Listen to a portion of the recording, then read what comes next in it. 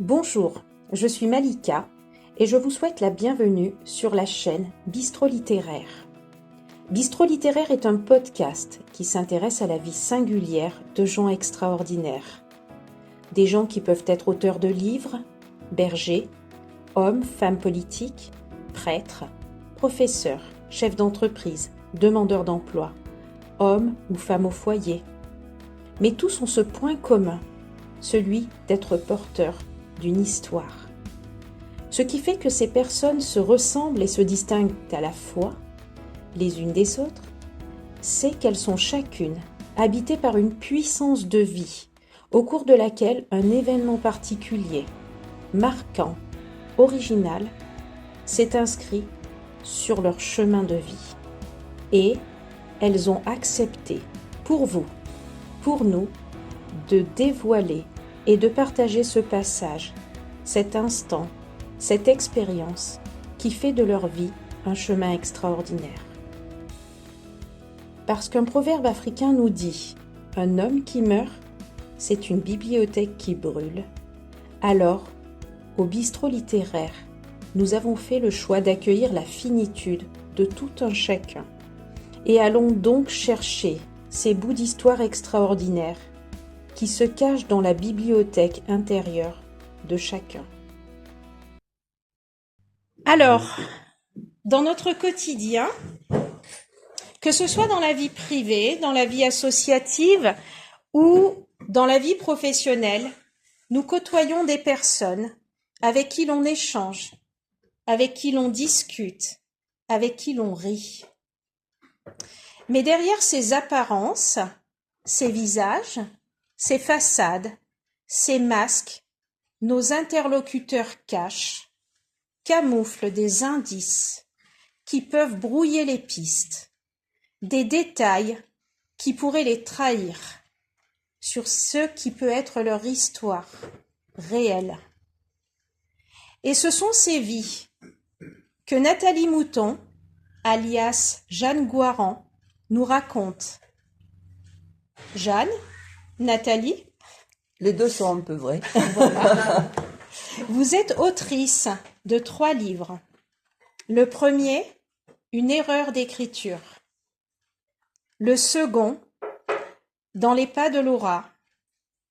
Et votre 3e livre, que nous allons découvrir ce soir, s'intitule Le jour où je me suis réveillée sous emprise.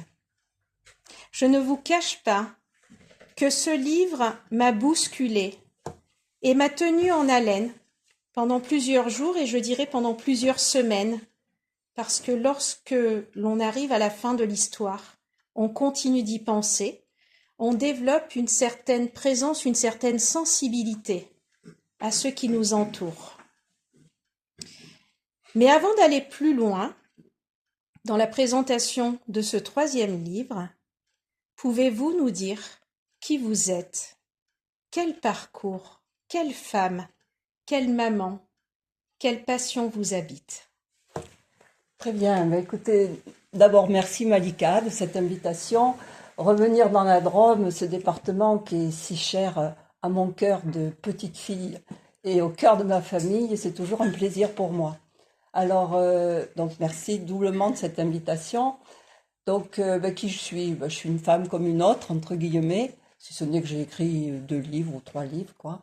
Donc j'ai grandi pas loin d'ici, à Pierrelatte, à quelques kilomètres, dans une famille aimante avec des parents extraordinaires, un père dynamique, charismatique, une maman toujours bienveillante, toujours attentive, qui suivait papa sans aucun problème et avec beaucoup d'enthousiasme. Et j'ai été riche d'avoir grandi avec un grand frère et une petite sœur. Donc une enfance merveilleuse. Et c'est tellement important parce que c'est vrai que c'est l'enfant qui construit le tronc de l'adulte. Donc on est plus fort quand on a la chance d'avoir une enfance heureuse. Donc une fois que j'ai fini mes années d'études de lycée, j'ai fait des études de médecine à Montpellier. Et puis je me suis mariée. Et puis comme beaucoup de personnes, j'ai eu des enfants, j'ai eu 2 garçons. Et quelques années plus tard, j'ai eu ma fille Laura.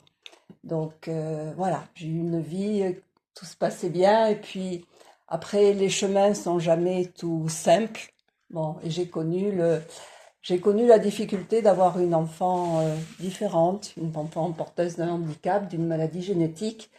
Et là, j'ai appris beaucoup de choses. Si mes parents, si mes professeurs m'ont appris beaucoup de choses sur la vie, je crois que c'est ma fille qui m'a le plus appris. Bon, donc les deux premiers livres que vous avez cités, en fait, c'est mon histoire personnelle, ce que j'ai vécu avec ma fille. Et voilà, donc qui je suis, c'est ça, une femme médecin, maman de 3 enfants, avec une enfant différente. Et alors mes sources d'intérêt, bon, d'abord c'est ma famille, mais la famille c'est pas un intérêt, la famille ça fait partie de vous, quoi. C'est un bras, une main, une jambe, c'est voilà. Donc si ma famille c'est la première chose qui compte dans ma vie, je dis pas que c'est une source d'intérêt, c'est une partie de moi. D'accord, qu'il soit là ou qu'il soit plus là, ça fait partie de moi. Donc mes sources d'intérêt, en premier, c'est mon travail. J'ai la chance d'avoir un travail où je me sens utile. Et ça, je crois que c'est un bon moteur dans l'existence quand on fait quelque chose où on croit. Alors j'espère pas être, j'espère faire preuve de modestie, mais je pense quand même que je suis utile à d'autres. Et ça, c'est un sacré moteur pour le quotidien. À côté de ça, mes sources d'intérêt, j'adore ma maison, je suis assez casanière et j'adore le sport. Donc ça, c'est vrai que tous les matins, pour vous confier un petit secret, je vais courir 1 heure et c'est important d'entretenir la machine humaine et ça fait du bien au mental aussi. Voilà un petit peu comment je peux me présenter, des choses toutes simples.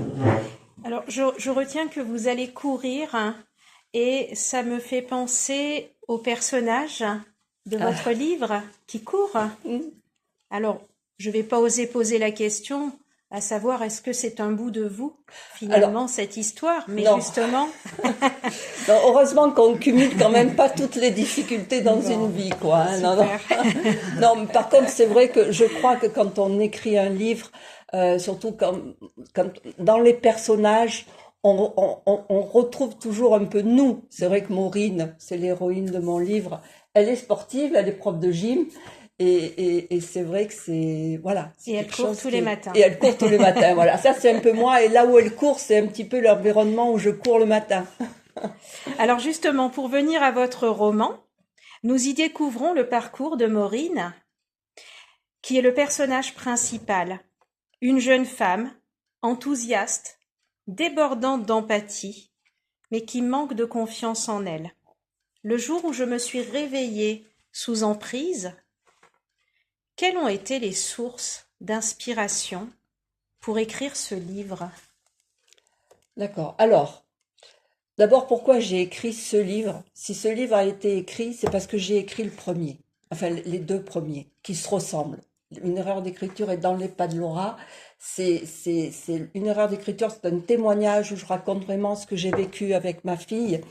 Et puis j'ai eu la chance de gagner un concours littéraire et mon éditeur m'a proposé de condenser cette première histoire, de la condenser et elle s'appelle Dans les pas de Laura. Donc les 2 premiers livres sont pas tout à fait pareils, mais c'est la même histoire. Et je dois dire, et dans la salle, il y a des personnes qui ont lu ce premier livre et je veux les remercier parce que c'est en recevant les témoignages de ceux qui ont lu ces 2 premiers livres que j'ai eu envie de continuer. Parce que je vais vous parler du moteur de se sentir utile, mais quand on a de la reconnaissance, quand on m'a dit ce livre nous a intéressés alors que je raconte des choses difficiles dans ces 2 premiers livres, et j'ai tellement été émue que j'ai eu envie de continuer à écrire. Donc déjà ce 2e livre, ce 3e livre, mais c'est la 2e histoire, s'il existe aujourd'hui, c'est que j'ai écrit les 2 premiers. Et merci à mes lecteurs qui m'ont donné envie de continuer. Ensuite, alors le thème. Je suis médecin et c'est vrai que régulièrement dans mon bureau, j'ai des personnes, femmes ou hommes, qui s'expriment et qui m'évoquent leur détresse. Donc je suis médecin du travail, mais c'est vrai que aujourd'hui on manque de médecins et les gens quand ils arrivent dans mon bureau, ils trouvent un médecin et puis on est une seule et même personne. Quand on est au travail, on est aussi la femme ou l'homme qui le matin s'est levé, qui a accompagné ses enfants à l'école. Donc, souvent, on me fait des confidences, pas tout de suite, mais de temps en temps, ça vient. Donc, ce que je dis dans ce cas-là dans mon bureau, j'avais envie de le dire à plusieurs personnes, à plus de personnes. Et à travers un livre, c'est un moyen de faire passer des messages. Donc, j'avais cette envie de faire parler un peu le médecin. Les deux premiers livres, c'est la maman qui parle. Là, c'est plutôt le médecin qui parle. Voilà. Et puis, personnellement, bon, là, c'était un homme. J'ai eu un ami qui était marié et quand il me racontait ce qu'il vivait dans son couple, je trouvais tellement ça injuste de voir qu'on pouvait vivre des choses comme ça. Là, c'était une connaissance plus personnelle et je me suis dit, bon, je vais travailler le thème de l'emprise. Comment une personne qui, a priori, parfois a un métier, paraît tout à fait dynamique, peut tomber dans le mécanisme de l'emprise. L'emprise, c'est un piège. Alors, c'est vrai qu'il y a certaines personnalités, vous avez très bien décrit Maureen, si je l'ai faite pleine d'empathie, elle a aussi des failles un petit peu dans la confiance en elle. Et souvent, je crois personne n'est à l'abri de rien, mais je pense que tomber sous emprise, il y a certaines personnalités qui sont plus fragiles que d'autres, qui sont plus susceptibles de tomber sous l'emprise. Donc, en effet, souvent, il y a des petites failles dans la confiance en soi. Une femme qui se trouve pas belle, une femme qui se trouve pas forcément intelligente, qui va tomber sur un homme lumineux, qui parle facilement, elle va être plutôt timide. Donc, si vous voulez, elle va douter d'elle. Donc, et petit à petit, elle risque, si l'homme est pervers, entre guillemets, ou si l'homme est malveillant, elle risque de tomber dans un piège. Et l'emprise, c'est vraiment un piège parce que on s'y enfonce petit à petit sans en avoir vraiment conscience. Et quand on en prend conscience, souvent on a honte et on n'arrive pas à en parler facilement. Voilà. Donc j'avais envie d'aborder un petit peu ce thème en décrivant une histoire où on voit un petit peu le mécanisme de l'emprise et puis tous les visages que peut prendre la violence. La violence. Alors justement, pour reprendre le titre du livre, Le jour où je me suis réveillée sous emprise. Alors il y a une chose qui m'a interpellée dans le titre, c'est le « de réveiller ». C'est une femme qui parle. Vous avez commencé à répondre, je dirais, à la question que je vous pose maintenant. Est-ce que ce livre aurait pu être écrit au masculin? Ah oui, ça sans aucun problème. Alors c'est vrai que quand j'ai commencé à écrire ce livre, j'avais regardé un petit peu les études qu'il y avait eu sur les violences conjugales. Et c'est vrai que lorsque j'ai noté, parce que je ne me rappelais plus trop, entre 2011 et 2018, il y avait eu 300 000 victimes de violences qui avaient été répertoriées. Mais il y en a plus que ça, parce qu'il y en a plein qui n'en parlent pas. Et sur les 300 000, il y avait 72% de femmes. Donc, vous voyez, les hommes, ça existe. Alors, c'est vrai que peut-être les hommes risquent moins leur vie, entre guillemets, leur intégrité physique, parce qu'une femme a en général moins de force, mais une femme peut donner très facilement une gifle à un homme, et l'homme qui est respectueux de la femme, si vous voulez, va pas répondre. Hein. Donc ça, les violences physiques sont peut-être un peu moins, entre guillemets, à risque pour un homme, mais par contre, les violences psychiques, un homme peut en subir aussi facilement qu'une femme, hein, ça c'est sûr. Et alors justement, dans cette histoire, Maureen, le personnage principal, parle de sa découverte, et je la cite, « La banalité de mon vécu ». Est-ce que la violence conjugale, physique, psychiques sont si banales que ça? Alors, vous avez donné un chiffre, mais est-ce que on peut considérer que c'est un acte banal? C'est pas du tout banal. Alors là, la phrase que vous avez relevée, en fait, c'est quand Maureen va enfin se décider d'aller porter plainte, elle va être face à un policier qui va pas marquer d'étonnement particulier. Et c'est vrai que dans la salle d'attente en portant plainte, il y a plein de personnes à côté. Alors elle sait pas si c'est pour des violences conjugales, si c'est pour le vol d'une voiture ou si c'est pour autre chose. Mais bon, elle est dans un univers inconnu pour elle, d'accord? Et elle raconte ça à un policier qui lui n'exprime rien, si ce n'est qu'il elle tombe sur un bon policier qui essaye d'orienter un peu l'interrogatoire parce que Maureen, elle n'ose pas trop parler. Et voilà, elle veut plus que son mari s'approche d'elle, mais elle veut pas dire du mal de son mari parce qu'il y a toujours ce côté de honte ou de je veux pas lui faire du mal à lui parce que ces personnes-là sont souvent très très bienveillantes. Elles veulent pas se venger. Elles veulent, quand elles arrivent à réagir, se mettre un petit peu à l'abri, mais pas forcément se venger de l'homme ou de la femme qui a pu les blesser. Donc la banalité, c'est l'impression qu'elle a en voyant le visage assez stoïque du policier. Mais là, ça revient à une chose que je vais préciser, c'est que quand on vit des choses au quotidien, l'extraordinaire devient banal. Et ça, c'est donc le policier qui, lui, entend tous les jours, des femmes ou des hommes qui se plaignent du voisin, de la violence, ben pour lui, c'est presque la banalité. Et ce que vit Maureen au quotidien, à un moment avant qu'elle se réveille, parce que le titre, le jour où je me suis réveillée, ça prouve qu'elle est entrée sous emprise sans s'en rendre compte. Et un jour, elle va se réveiller.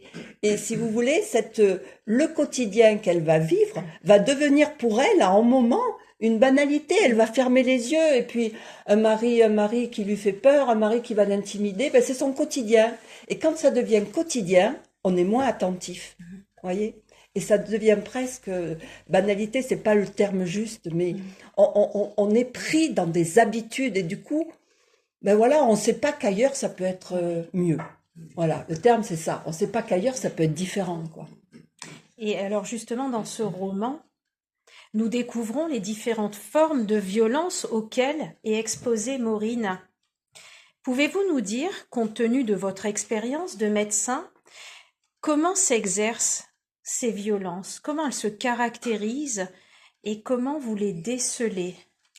Alors, les déceler, soit on peut les voir physiquement, mais parfois on vous dit, mais non, je suis tombée dans l'escalier. Hein, ça se peut arriver. Mais on peut pas dire à la femme, vous me mentez, quoi. Hein. Je veux dire que dans des chemins, dans des contextes difficiles comme ça, il faut se dire que les personnes doivent faire un chemin.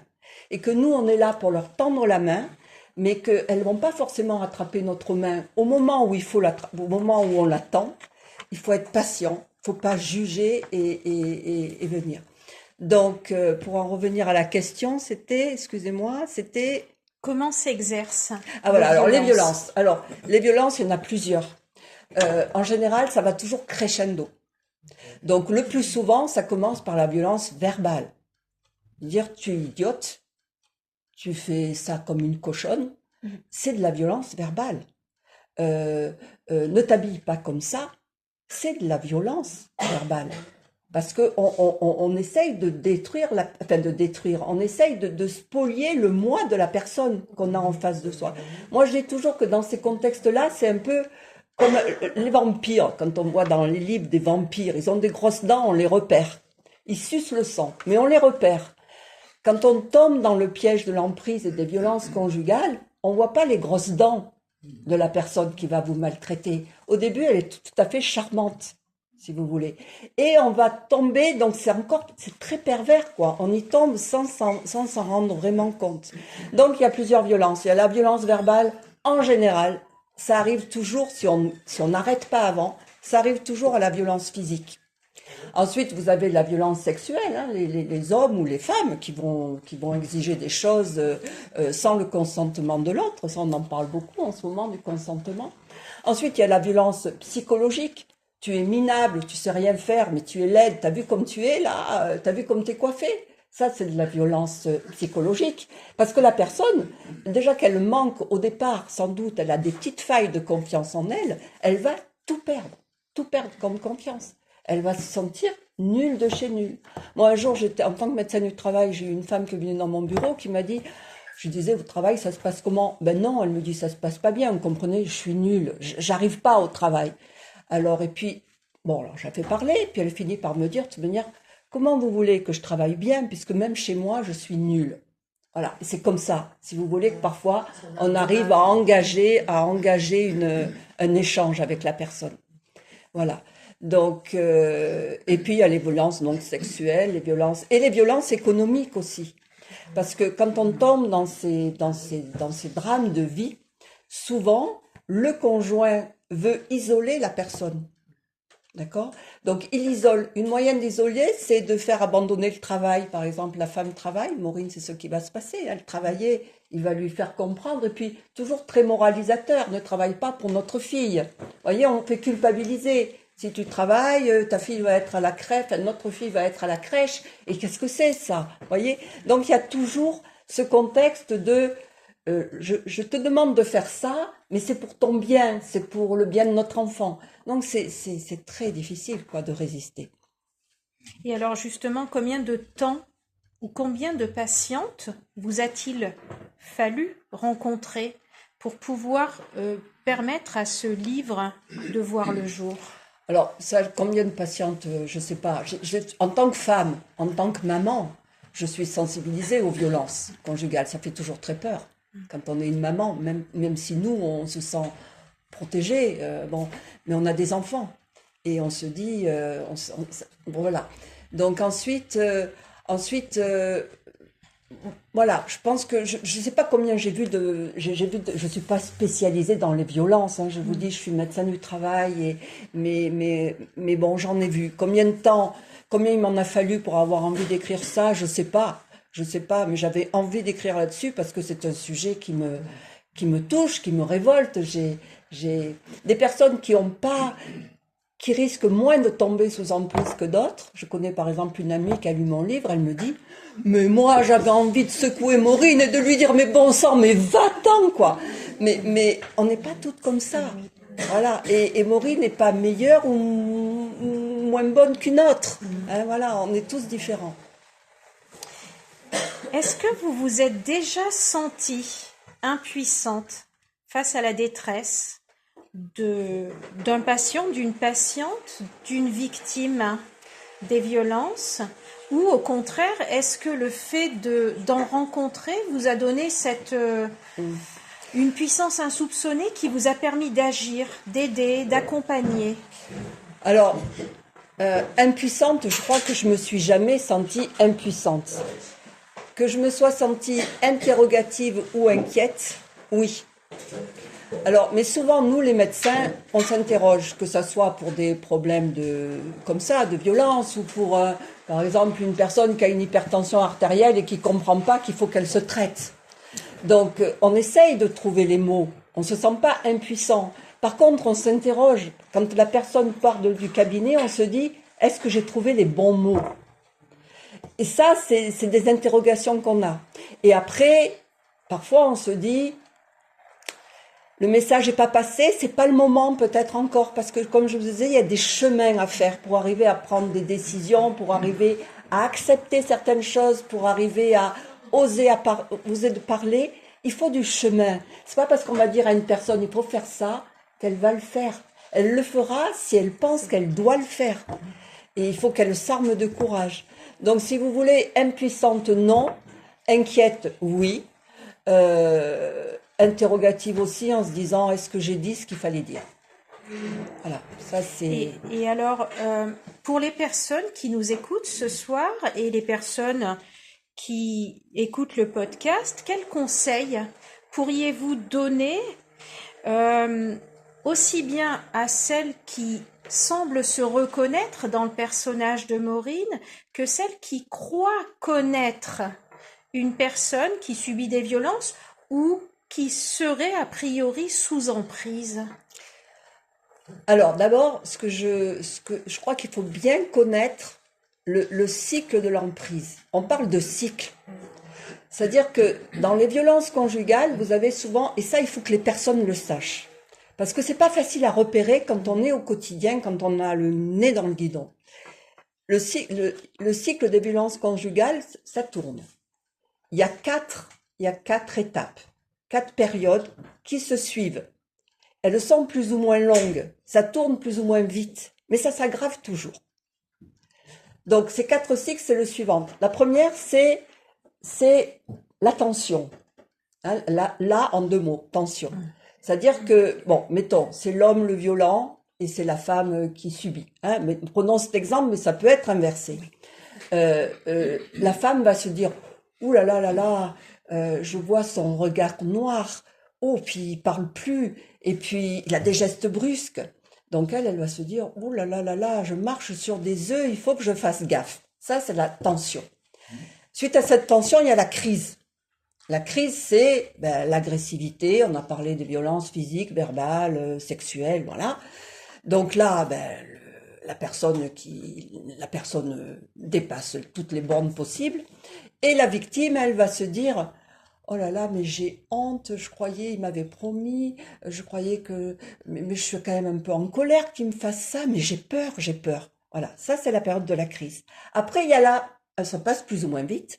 Après, il y a la période de la justification. C'est-à-dire, je prends toujours, c'est l'homme qui agresse, hein, mais ça peut être le contraire. L'homme va dire à la femme, bon écoute, hein, je m'excuse, mais quand même, tu l'as bien cherché, hein. Si tu m'avais pas répondu comme ça, hop, puis tu comprends, moi au travail, j'ai passé une mauvaise journée, alors bon, voilà, écoute, je m'excuse. Et la femme, elle va se dire, bon, c'est bien quand même, il s'excuse, bon, voilà, je l'aime, parce que ça, on aime. Je l'aime et voilà, ça va aller. Bon, je prends en compte ses excuses et puis peut-être qu'en effet, j'aurais pas dû lui parler comme ça parce que si je lui avais pas parlé comme ça, il m'aurait pas tapé. Voilà, qu'il faut surtout pas faire. Et après, il y a la période que j'appellerais lune de miel. C'est-à-dire que le mari va se dire, bon, allez, je vais quand même être un peu gentil, je vais quand même un peu dépasser les bornes. Alors, il va lui offrir un bouquet de fleurs, il va être très tendre, très câlin. Et la femme va se dire, mais ça y est, je vais gagner, on va s'en sortir, on va pouvoir continuer la vie à deux. Voilà. Et puis après, on repart dans la tension, puis dans la crise et tout ça. Et après, la lune de miel est de plus en plus courte et les crises de violence sont de plus en plus fortes.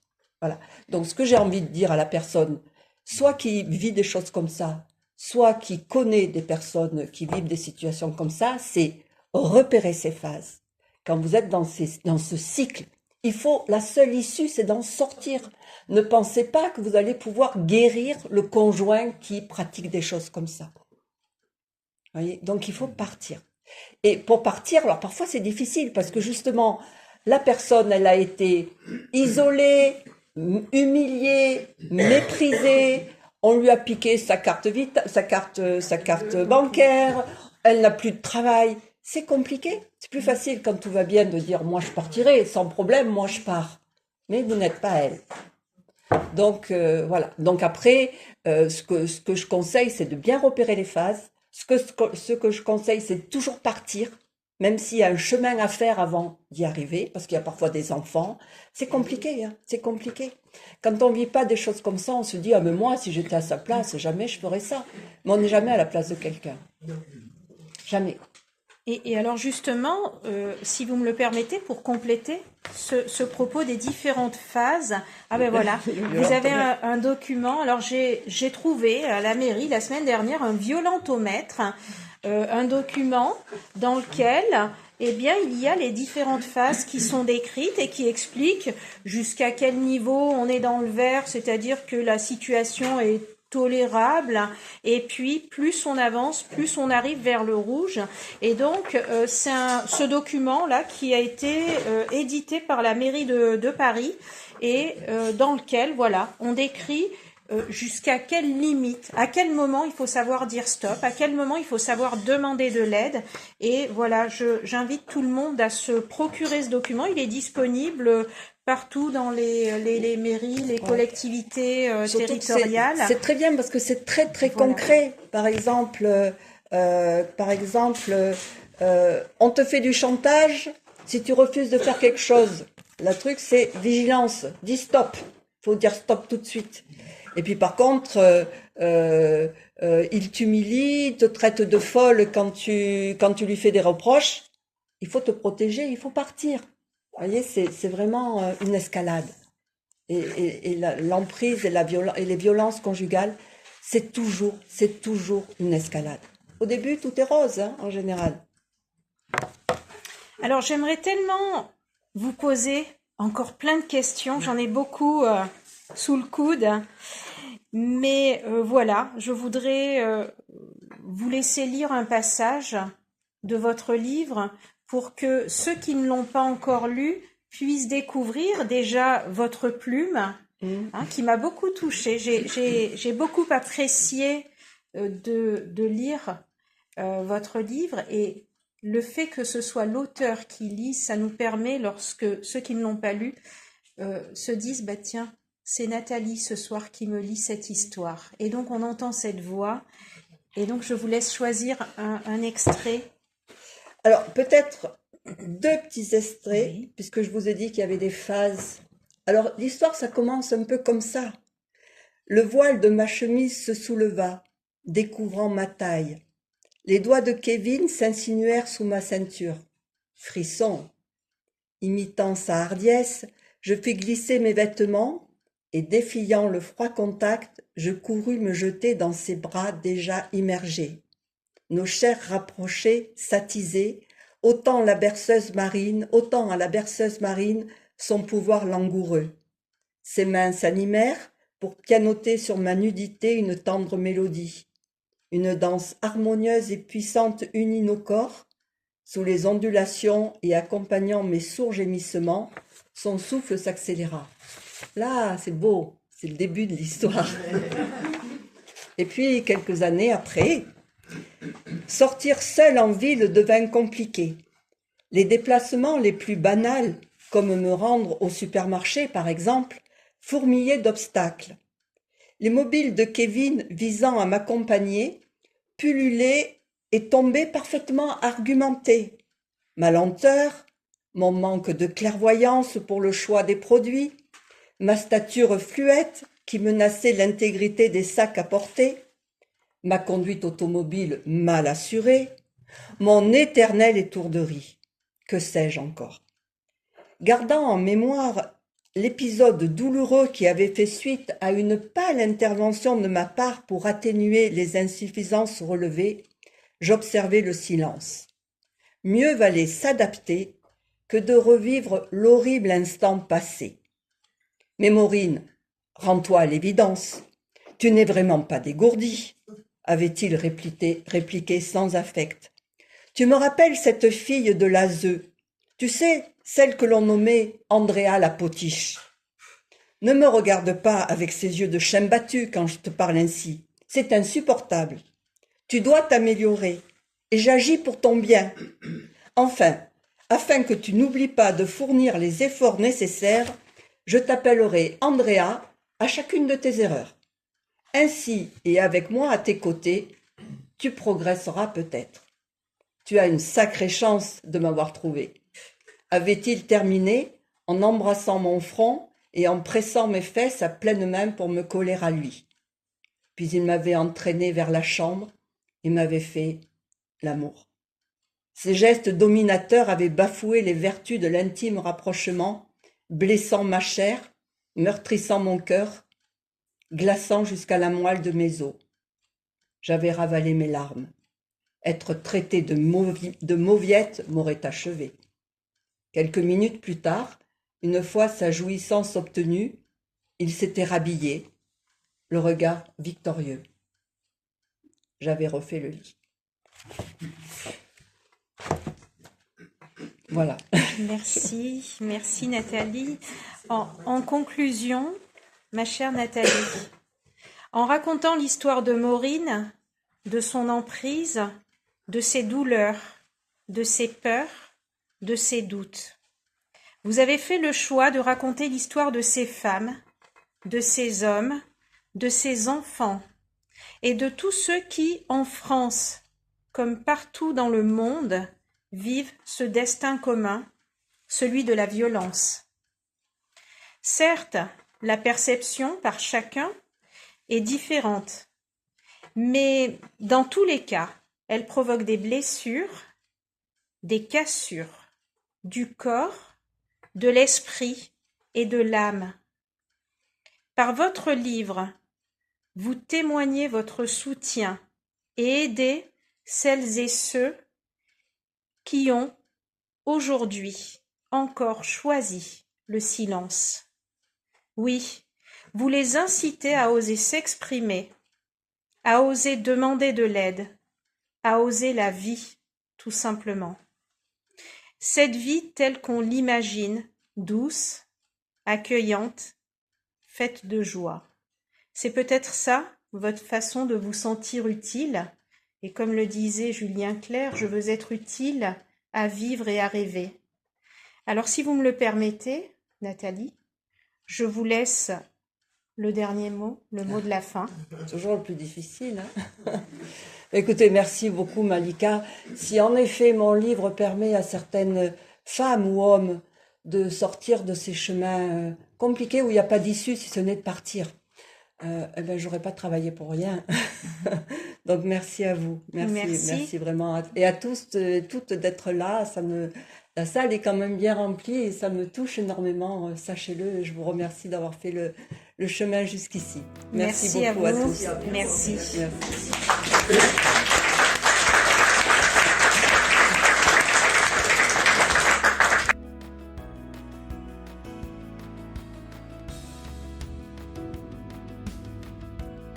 Vous avez aimé ce podcast ? Likez, partagez et surtout, abonnez-vous pour recevoir les prochains podcasts.